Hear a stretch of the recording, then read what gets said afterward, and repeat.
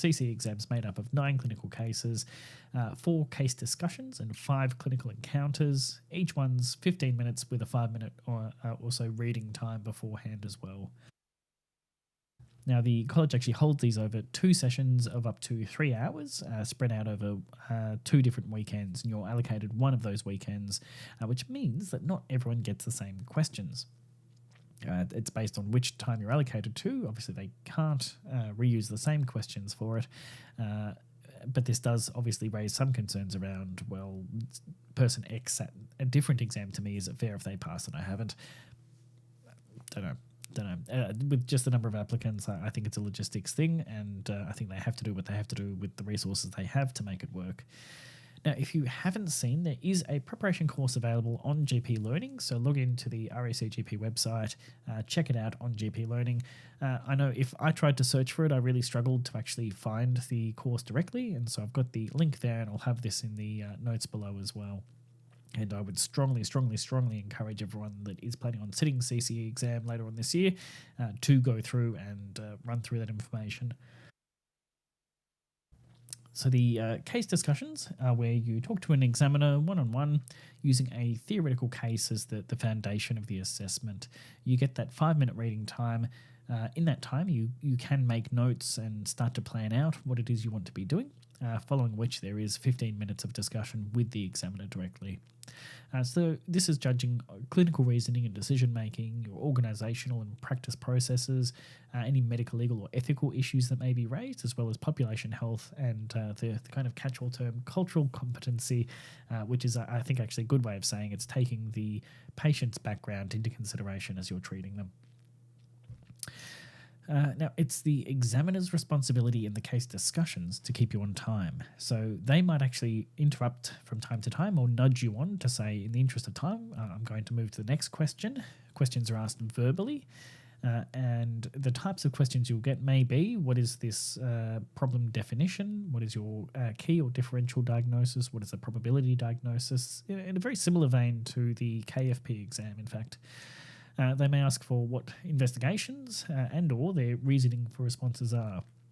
So where the AKT, Applied Knowledge Exam, is about your specific medical knowledge, and the KFP exam is about teasing out your reasoning and thought processes. This is then demonstrating all of those together in your communication skills as well, which I think this is probably, if one had to say, this is probably going to be my favourite of the 3 exams in terms of actually showing that you can be a good GP.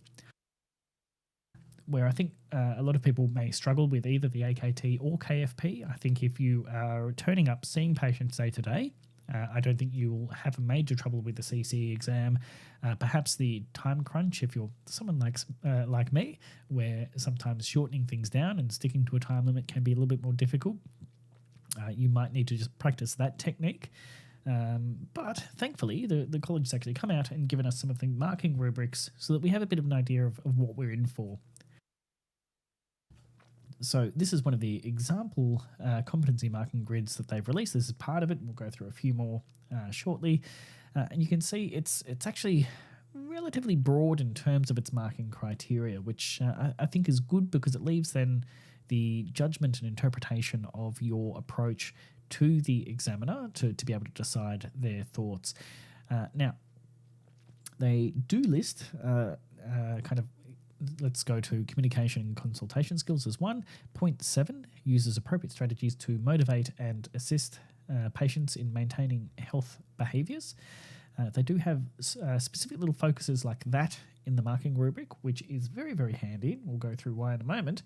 And it ranges through communication and consultation skills, information gathering and interpretation, diagnosis, decision-making and reasoning, clinical management and therapeutic reasoning. You'll see the number of kind of domains in each, number of kind of subheadings in each domain can vary, as well as preventative and population health. You can see here there's actually a fair few things in this block. And at the end is an examiner's overall rating of the candidate. What isn't clear from the materials they've released so far is to how heavily this weighs into the end mark. But I feel like for those that may get that kind of borderline mark, in terms of ticking the boxes above. If you meet borderline or at expected standard here, that would probably carry you over. And I think this then also comes through, well, how well do you present to the patient? What are your communication skills? How are you able to convey knowledge across? The clinical encounters are a little bit different though. They're an interaction between a candidate and a patient, although it can be a relative or colleague, and that can be things like a clinical handover or a clinical debrief of a situation, which is then observed and assessed by an examiner after that interaction. So you're given instructions on the tasks that must be achieved in that 15-minute station, and from what I can gather, that's provided in that 5 minutes kind of reading preparation time at the start. Now, the key difference between the clinical encounters then is that you are then responsible for staying on time. You will not be prompted to move to the next question if you are running over. And so this is where I think practicing with someone who has a timer or is able to run through clinical cases with you would be invaluable. So hit up your supervisors now to set up for a few sessions to practice this, and we'll try and get some sessions run ourselves.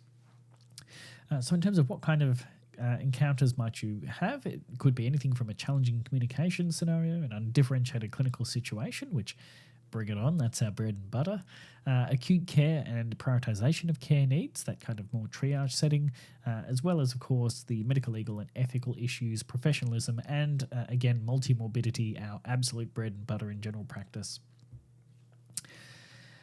Running through the course, some of the tips they provide is to make sure you're actually reading the material. Similar to the KFP, it's one of those, most information is provided there. There will be more than one page, so making sure that you're actually reading all of the material that is provided there. You can take notes on plain paper, and it can be done in the reading time as well as during the case as well. Try and build a plan of attack going in, so that bearing in mind those checkboxes the assessor's trying to get through, you can perhaps sometimes tease out what kind of boxes are going to be there based on the questions or information that's been provided. Of course, in terms of your communication skills, you should be treating it as if the patient's actually in front of you in the clinic, and that is by far the best approach I hear again and again, is just do what you would do in day-to-day life, day-to-day clinical practice, and you should be fine.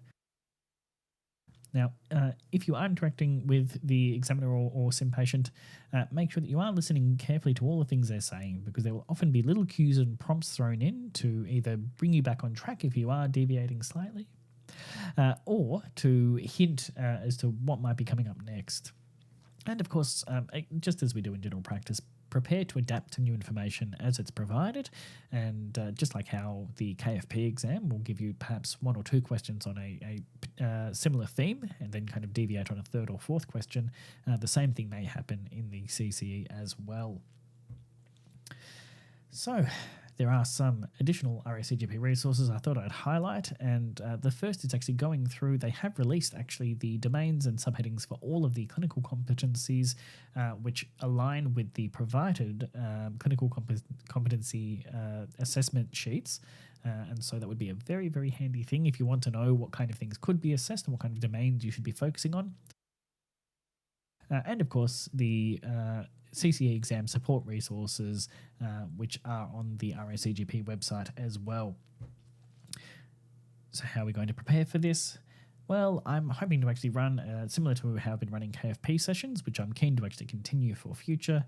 I want to run some practice CCE sessions, and there's a link in the description below, so click on there to sign up, put your email down, name down, and we'll tee up some sessions for 12 weeks before the CCE exam to likewise once a week catch up, run through a couple of cases, and have it, if you're happy, recorded and live streamed as well for building that base of resources for those that come after us.